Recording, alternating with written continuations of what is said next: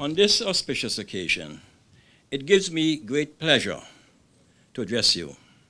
This occasion will form an indelible part of the history of the Department of Marine Services and Merchant Shipping. In April of 2012, the Antigua and Barbuda Maritime Board was appointed by the Cabinet of Antigua and Barbuda, with one of its specific role is to oversee the design and construction of this new headquarters building. Permit me to insert at this time my personal appreciation to all my fellow board colleagues for the individual contribution and support given to the role we were assigned. We are having an excellent working relationship, and the energies and interests exhibited, along with the strong support to me as a chairman, is not only heartwarming, but an indelible display on their commitment to ADOMS' progress and love for our country, Antigua and Barbuda. Our board secretary, Ms. Sandra Joseph, is a never-tired lady, meticulous in her approach to the job and gives sound input to the processes. Senator Joan Messiah can always be relied on for her sound interrogative contribution to most matters. Mr. Eustace James, quietly and unassumingly, always bring to light the little things that make the big difference if left unattended. Sir Hugh Bailey, before he was forced to be excused, to give more attention to his personal business that was suffering because of his frequent presence at ADOMS business. His commitment was a tower of strength and admirably objectivity during these meetings. Our board members, all other board members, but not, our other board members, but not by any way the least, our venerable Ambassador Dwight Gardner, who helped us to essentially link the past achievement with current workflows, was a tremendous asset.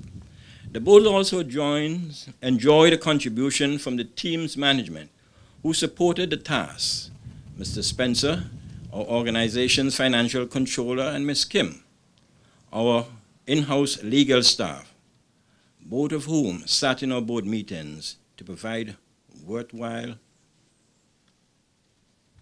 discussions. Since our appointment last April, the Board of ADOMS convened some 41 ordinary meetings and 3 extraordinary ones. Quite apart from those, board committees were appointed to deal with specific matters from time to time. All told, my conservative estimate is that our board was engaged in around 50 meetings over the past year in order to arrive at this juncture. This translates to around 800 man-hours in meeting from a fair estimate. Let me hasten to add that not many of those meetings started without inviting our Heavenly Father's presence. I therefore suggest that this project is a godly project for blessed Antigua and Barbuda. The board was able to recruit very early in our tenure an able and experienced project construction manager. Much of the happenings this afternoon was a direct result of the work and input of Mr. Wendell Marshall, our project construction manager. Let's give him another round of applause. We all will be watching the flows as we move on over the next 18 months. The board also values the input of our Director of Public Works when he encouraged us to recruit very early in our tenure a quantity surveyor. We now have a board that requires a number of consultants working feverishly with our architectural firm OBM to produce a working joins. Indeed, it was quite a task to get to this point, but I can assure you that this building, when constructed, will be well worth the wait. A permanent home for ADOMS was first conceptualized from as early as 2005, when the seminal act of the procurement of this land took place. However, As time is of essence, the portfolio minister and director of ADOMS, from both a financial as well as strategic perspective, thought it's prudent to wait until the department had evolved to a stage where this crucial investment would be justified. The ADOMS office complex will consist of 32,000 square feet of space, as was previously mentioned. The building will be 3 stories high, with a basement and 12 covered parking spaces, including Class A office space, and a 280-person conference center. The basement will offer 2,200 square feet of rental space, with a lobby and common area, while the first floor will house the convention center, which will have the capacity to host small to large theater-style conferences. The convention center will have a kitchen, space for breakout sessions, an outdoor terrace, and business centers.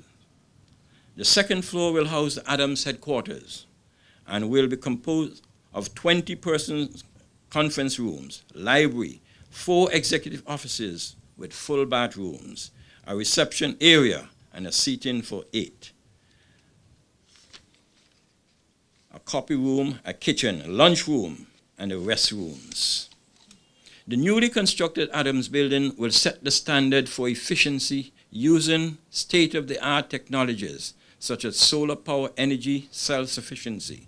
It is expected that the building will supply 30 to 50% of its daytime energy needs, and as well as capture the recycled rain and grey water that will be used to irrigate and non-potable usages. The aesthetic of the building will be modern and eco-friendly, using the latest environmental friendly material to facilitate both energy and green technology. I would like to take this opportunity to congratulate the Honorable Prime Minister and the Minister of Foreign Affairs with responsibility for merchant shipping and ship registration on this occasion, and the stewardship of this important maritime agency. I would also like to extend congratulations to Ambassador Gardner and his excellent team for the efficient translation of this vision to the success that ADOMS has become.